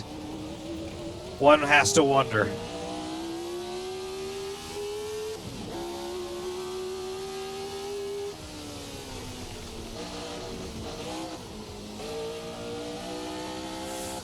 You can see what happens here when that rear end does decide to break free. It's just instantaneous, and then you've got to start correcting for it before you even visually comprehend the fact that you are leaving your intended course. The difficulty factor in driving this car between the S trim and the standard trim, it is an order of magnitude greater.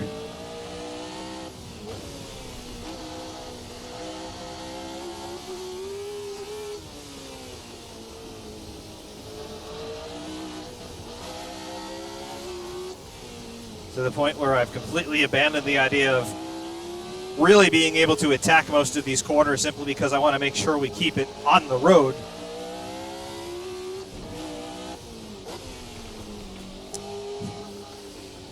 Because it's difficult. Ice curve right there, always understeer, and of course we get some understeer, but then when you try to compensate for the understeer, you pick up some oversteer because, hey, the car has no grip. And you start to enter this vicious cycle of understeer and oversteer oscillation, which is something that we have observed from this car prior.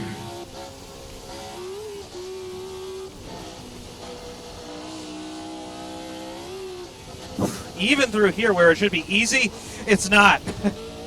Little bobble, and all of a sudden that cost me an off about 500 feet down the road. So you've really got to be on it.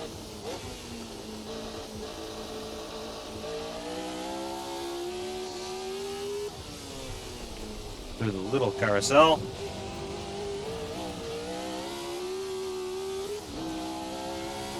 One thing that does help you is the fact that we don't get all that much wheel spin even when we are hard into the throttle in the lower gears.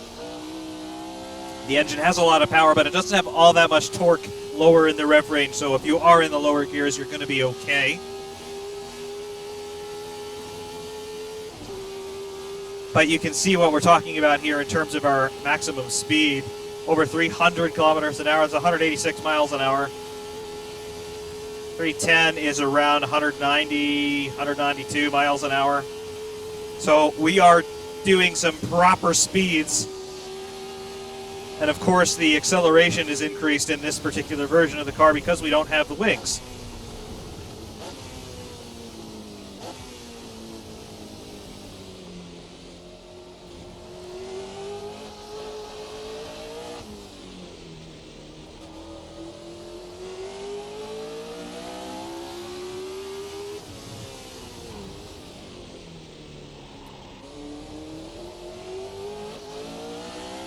Well, somehow we survived on that first lap. We're going to try to survive for another one. Oh, okay. Did you see that? That was full opposite lock. It's so much fun, but it's also so terrifying. Whoa. All right. That's what I mean. You got to begin your correction for something long before it really gets established. And the risk with that is simply you're not entirely sure if you're overcorrecting. And if you're overcorrecting, particularly because now this car is running on slicks, if you've lost rear grip but you've still got front grip, well, now you've got a big problem if you're starting to apply opposite lock.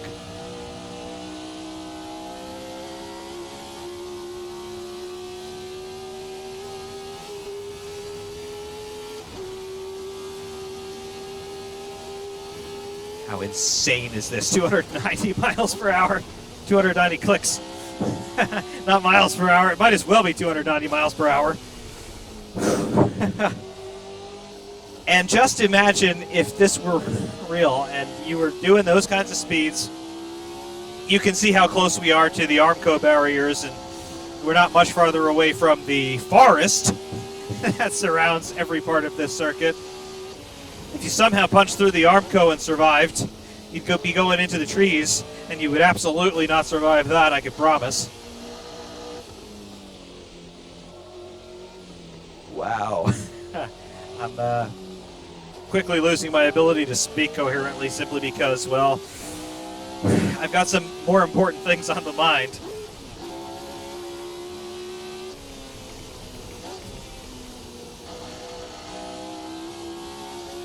The difficulty in this is not anything trivial, I will say.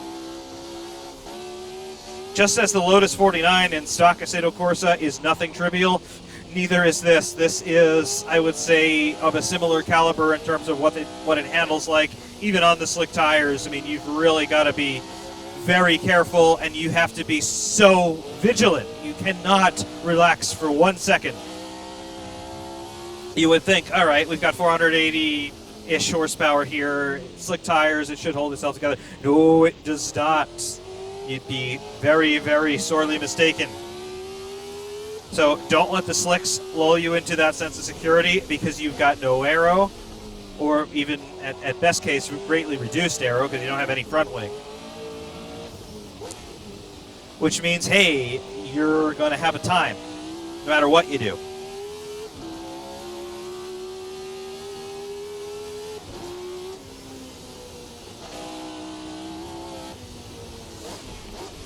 Ooh, Bergwerk once again.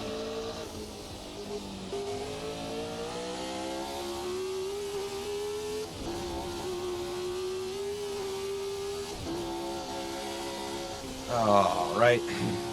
We can sort of relax slightly through this section of the lap. But the shadows are always playing havoc with your sight lines, and you just have to trust that the car is where you think it is when you get into the shadows, because you cannot always see where you are. That's where track knowledge comes in.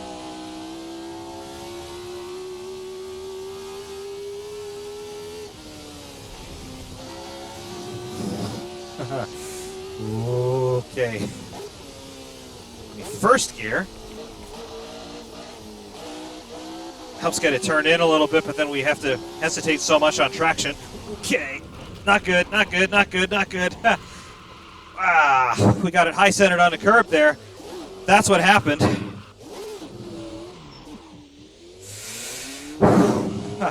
You see, that's the difficult thing about this. You get high-centered on a curb, and you lose like half of your wheels there because they leave the ground, and that's the problem. I'm just happy to keep it out of the barrier.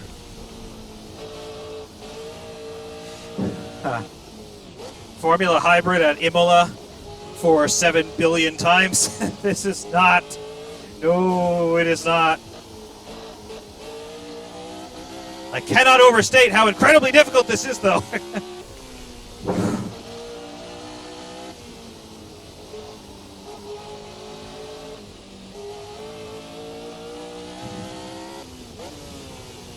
And I know you're probably saying, well, what's wrong with you? Have you really gotten this bad at sim racing, F-Man? You used to be one of the fastest guys out there. What happened to you? Well, yeah, I understand. I've certainly been out of practice for a little bit. And, of course, I'm getting older. But at the same time, this is really difficult to do. Especially when you're driving through a corner that's literally called Ice Curve. Because it's supposed to be slippery. Right? And things that don't look particularly bad, but you hear me make some sort of noise, it's because there are slides that you can't see happening, and I'm having to deal with that because the car is constantly moving, and there's not much I can do about it other than just to react and hope that my reaction is appropriate. So the steering movement that you see, some of you guys who are more familiar with more modern cars might say, calm down, man, you're overwhelming the tires. Nope, I'm not overwhelming the tires. This is what's just happening, all right? This is what the car needs to stay going more or less where I'm trying to point it.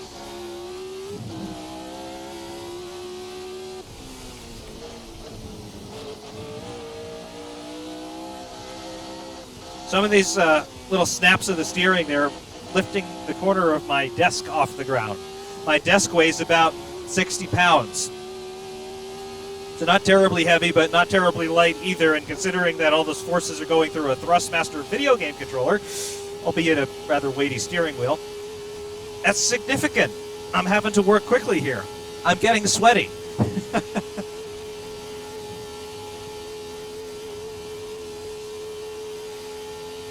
Can we stay flat? Yes. All right. 312 kilometers per hour. Give me brakes. Give me downshifts. Give me not a one-way trip to the grave. Okay. Oh, we survived. We survived another lap.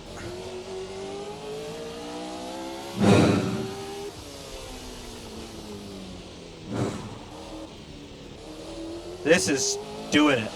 This is maybe giving me my match. It's not often that I find something in sim racing anymore that legitimately makes me wonder how I'm keeping it on the road. This is making me wonder how I'm keeping it on the road right now. This is not easy. And it's on the slicks, which means that it could be even harder to drive if I wanted to put the grooves on it.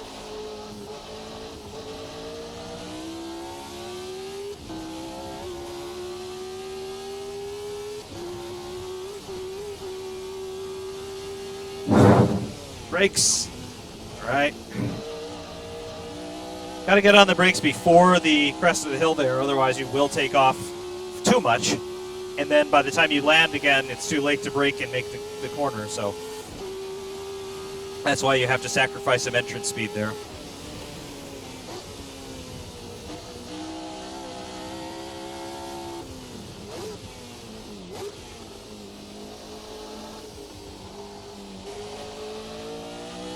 That bridge that you were going under, that's a public road that transits the Nürburgring. The Nürburgring itself is a public road, and not just public in the sense that anybody who wants to can drive a lap. Public in the sense of there are villages in the infield section here, and the Nürburgring is how you get home. So there are people who drive this racetrack every day, and we wonder why the Germans make such excellent cars.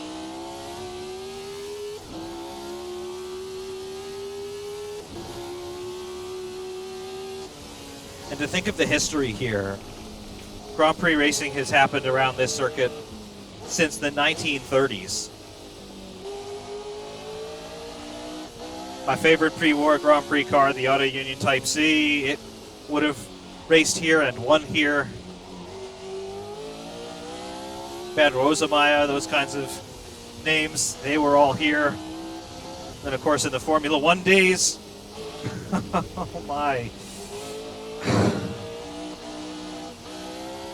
All the way up to 1973, I think, was the last time that we had a Grand Prix at the Nürburgring Nordschleife. It's astonishing what we have got. I am literally, see why I've had to back off here, I have literally removed my wheel, my servo base, from my desk. The clamp has worked itself loose. So I am having to reconfigure these things, this clamp, on the fly because of the wild steering inputs that I'm having to give this car.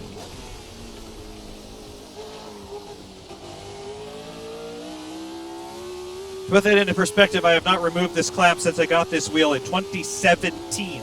All right, so 18, 19, 20, 21, 22, 5 years. That clamp's been in place for 5 years. This managed to knock it loose.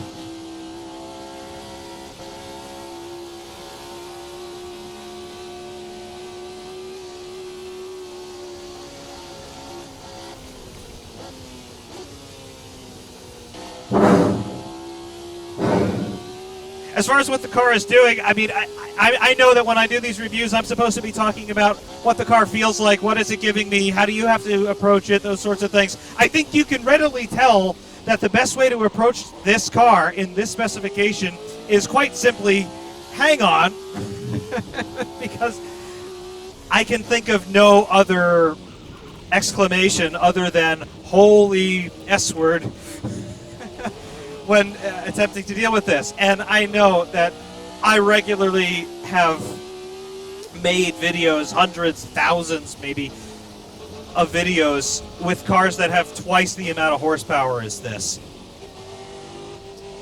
But it's not the point. The point is we have got something in this specification. We're going to spin this again, a little half spin.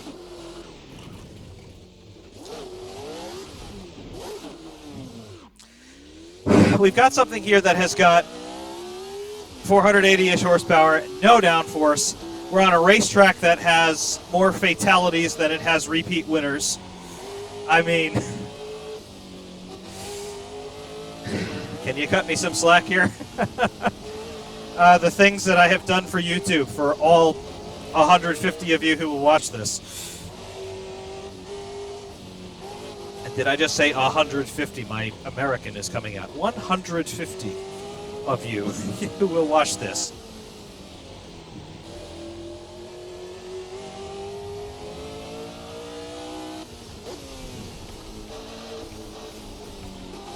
I want to do one lap without having a spin or an off or something, so we kind of need to do this one more time. I am a glutton for punishment, ladies and gentlemen. I'm trying to reconfigure my clamp. We've really stuffed it into the wall now. I'm trying to reconfigure my clamp because it's come off.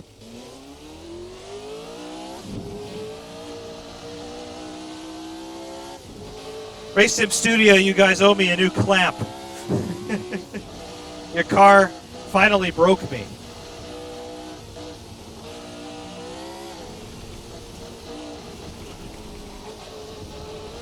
You can see the damage model here is par for the course for what you can expect from most Assetto Corsa mods these days. No real visual damage. If you were to prang the suspension up, obviously it would start to pull to one side or another, but not happening in this case, which means I think we are okay to continue. Provided that I can actually keep my wheel together for a 20-kilometer lap of this place.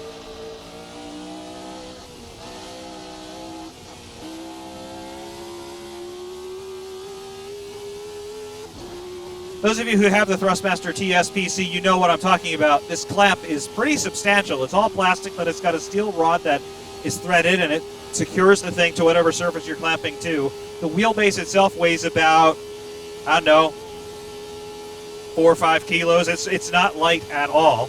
Plus whatever rim you're using weighs half a kilo, whatever. Lots of metal in this construction. It's not insignificant kit. And I'm moving it around, plus my entire desk, plus probably half of the house. I'm working up a sweat. My arms are getting tired. And we've got another lap at least to go.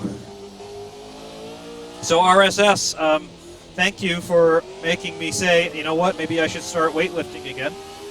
My cardio is fine, but maybe I need some more stamina in the strength department.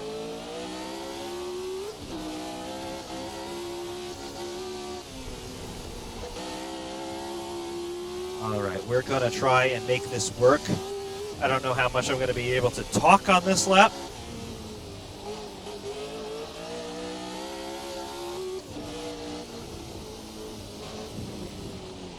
Ay, Dios mío. Well, we got to do another lap now.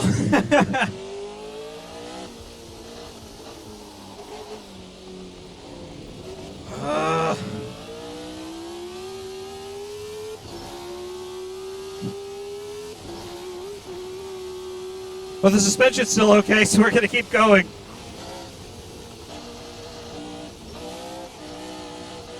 It's so difficult. I cannot keep this thing on the road.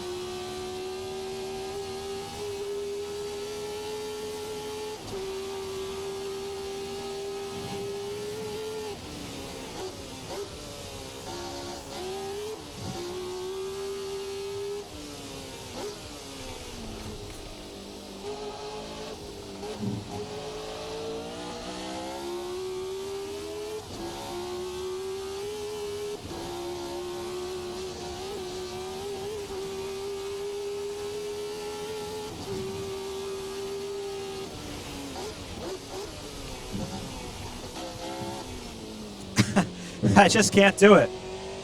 This car is beyond my abilities as a driver.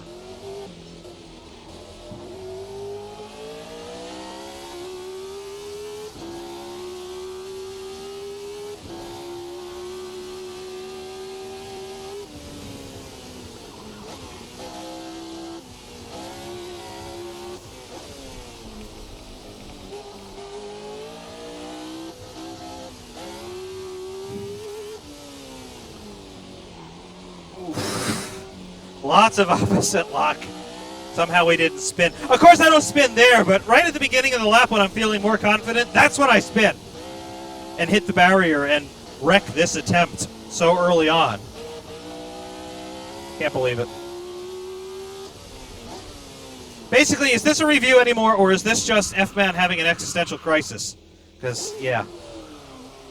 I've forgotten how to drive.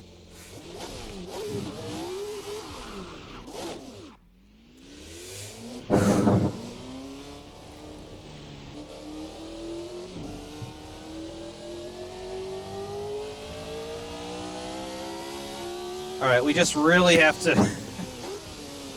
We have to try and make this work. We just got to bang out the rest of this lap, which is barely halfway done.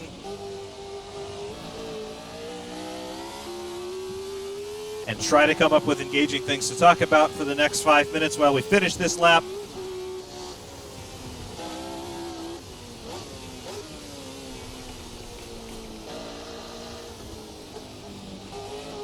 One thing I will say, though, is that the car is pretty resilient.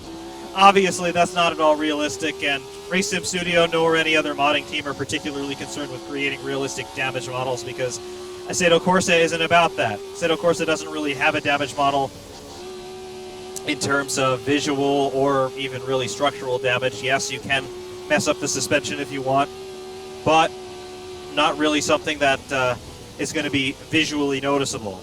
Some cars, you'll get scuffed paint, dirt, broken windows, things like that, but nothing that's about true body panel deformation or things of that nature. Not at all like iRacing's damage model on a lot of their cars now. Just not what Assetto Corsa does. However, as you can see, we've had how many trips into the barrier now? 3? The car is still well drivable after multiple excursions into the barrier at reasonable speeds.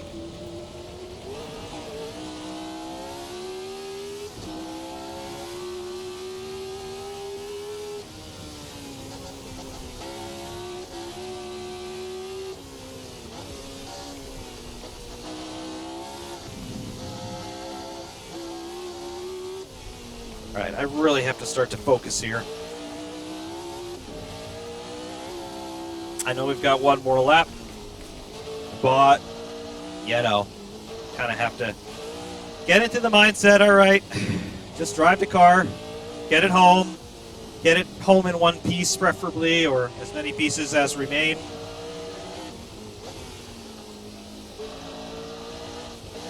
And knowing that I've done laps here in around the 5-minute range in cars like the Ferrari F2004, it feels like a snail's pace. But at the same time, it's not. Because I know that I am approaching the limits of what this particular car can do through every single corner. And it's frightening.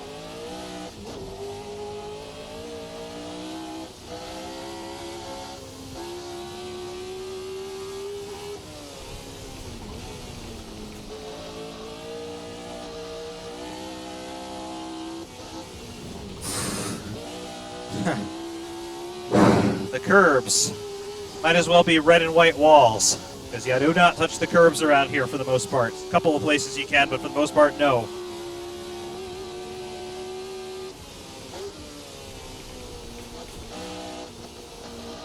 And about my journey with the Nordschleife, I was one of the people who for the longest time said, well, the Nordschleife is cool and all, but it's not really that representative for most modern cars in terms of what they're designed to do and all that stuff. The truth of the situation was I was just making excuses as to why I hadn't learned the track yet.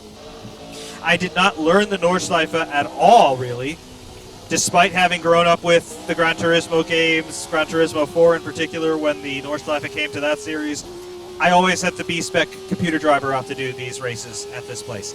I never learned the circuit properly.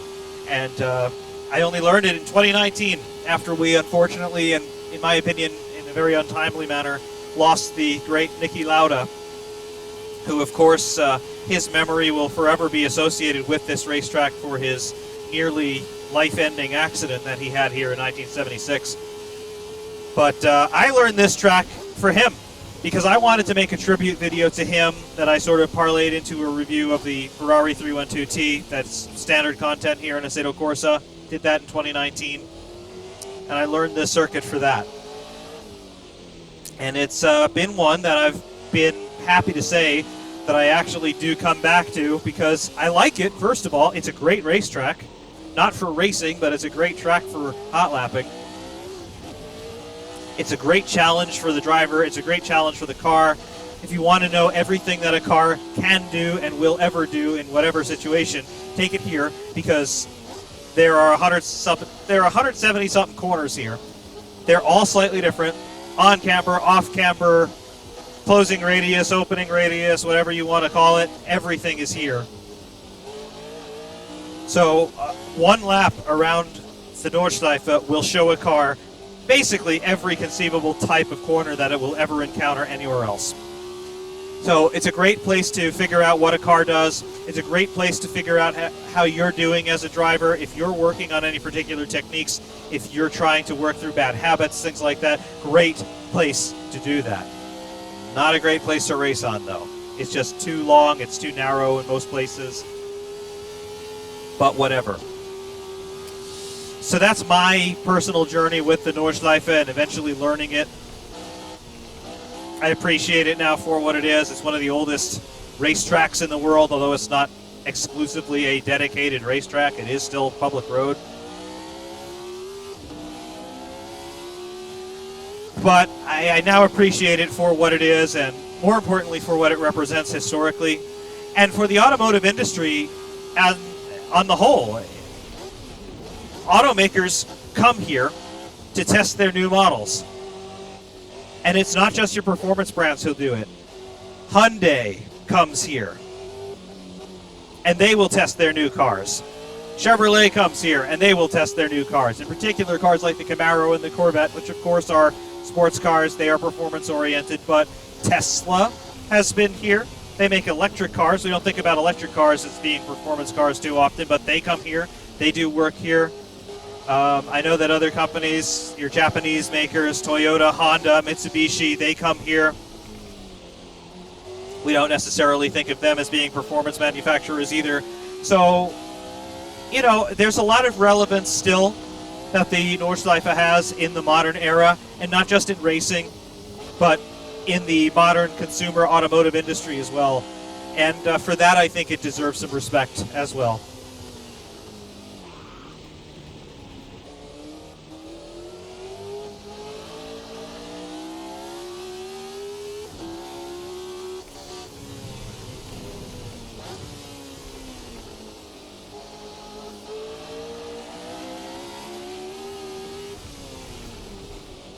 I'm also reminded of the Nürburgring native, or at least one of the little hamlets within the walls of the Nürburgring, as it were, Sabine Schmitz, who unfortunately we lost her, I believe in 2021, late 2021 or very early 2022, but we lost her. She was a racing driver and a television personality.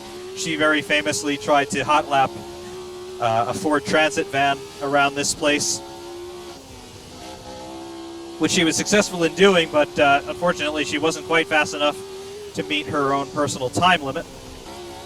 But she did it nonetheless, and it was great television.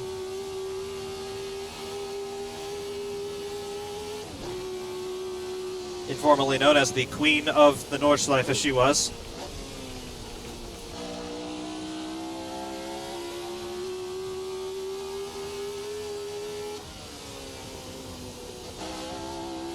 And other things that come into my mind, Jackie Stewart. There was a great compilation put together about 20 years ago now, 50 years of Formula One on board. Jackie Stewart commentated a couple segments of that.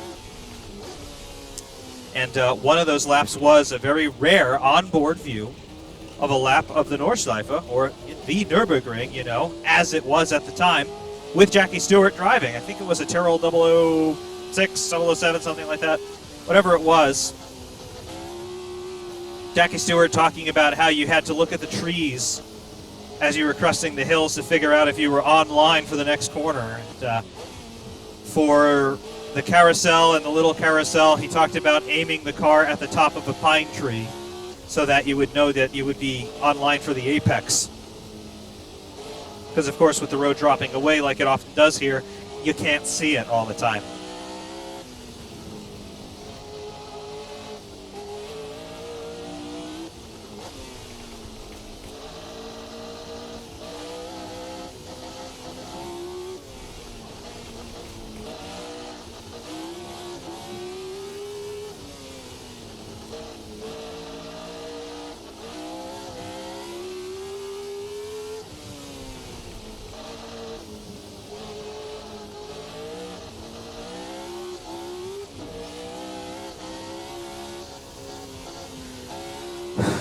This is just pure focus now.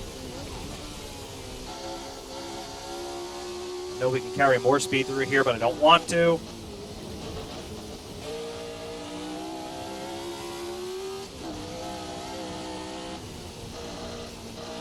Won't bobble here because it'll cost you back there. Right. Every input matters. Every little twitch on the steering, every breath off of the throttle, it affects where the car ends up hundreds of feet down the road.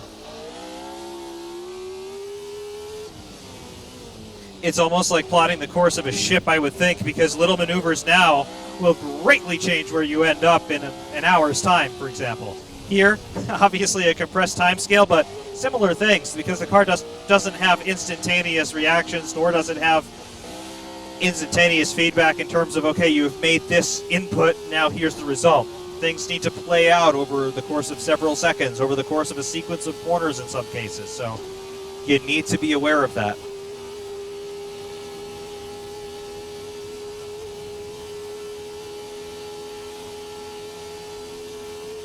And then we look down on the HUD and we see 303 kilometers per hour.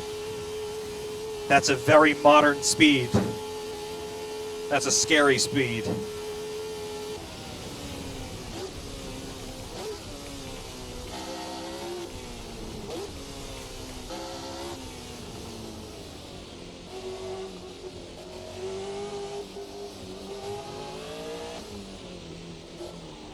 Right. Jeremy Clarkson voice, and across the line. Right. We're not even going to try to do an in-lap here. I feel that the racing gods have given us a little bit too much grace today. So we're going to quit while we're ahead. I am morbidly curious, though, about what lap times we've done. 7:11, 3:19. I'll have to put in a caption here because I don't remember what we did on the previous run. But it doesn't strike me as being too far off what we did with wings and groove tires. Which then has to make me wonder, was I that slow? Because it's... this place plays on your mind so much. And a car like this, being as it is, being as old as it is, and being as rudimentary in so many respects as it is, it plays on your mind because you're used to the more modern stuff. And in my case, I love the 90s through mid-2000s Grand Prix cars. I love them. The V10 and V12 cars. Lots of wing, lots of underbody, not too much in terms of rotational inertia because the weight was down pretty low. But something like this is so incredibly different, and even more incredibly different given that we don't have any aerodynamic downforce really to speak of.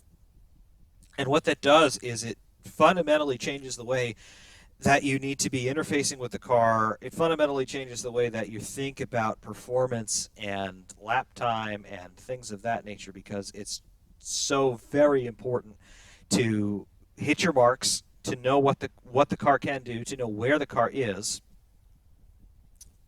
But at the same time, it's also so much fun. As intimidating as it is equal parts intimidating as it is fun. And that's something that I think is also very important in terms of things like replayability, because I mean, we're talking about a car that's 50 years old. It's not something that most sim racers will identify with in terms of just pure chronology, because most of us are under 40 years old, and this car is over 50 years old, which means that, it's not something that's really within our realm. I don't think anybody working with Race Sim Studio is older than 40. Okay, so even for the guys who made this is not something that necessarily jives with the chronology of their own lives. But here they are. They have made it. They've given us two versions of it, both of them equally competent, both of them equally entertaining for sure. And it's such a great challenge. But at the same time, it's so rewarding when you do eventually get it right. Because, I mean, 7:11:319. I don't know if that's a good lap time or not. I don't particularly care if that's a good lap time or not, because, we're just having some fun here, and I'm just trying to show you what the car does. But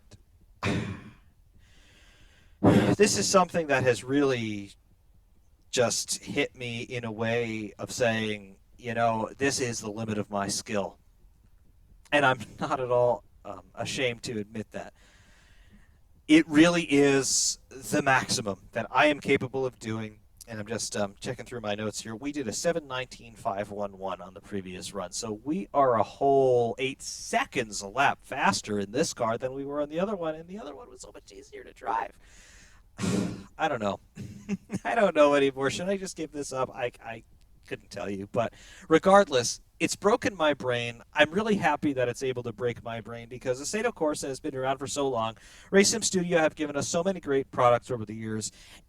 And every time they give us something new, I always ask myself, might this be the last one? Might this be the best one? Might this be the time that eventually they outdo themselves and they're just not able to hit this level of incredible anymore? And every single time that something else comes along, I eat those words, because something more incredible comes along. So my hat's off once again to all of you at Race Sim Studio, because what you do is amazing. This has broken me.